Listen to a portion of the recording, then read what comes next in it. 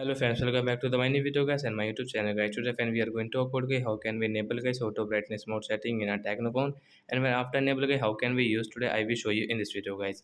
So before starting video friends, first of all go and subscribe the channel guys, click the bell icon and like the video.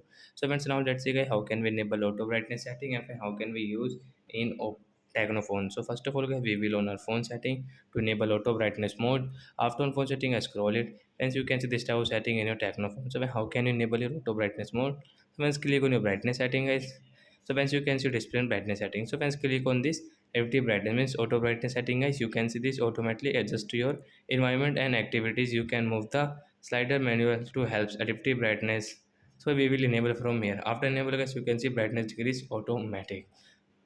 So like that guys, you can enable your auto brightness mode setting in your Tecno phone. So guys, your brightness will increase and decrease automatic according to your environment. So that's it guys, thanks for watching the video. Bye bye friends.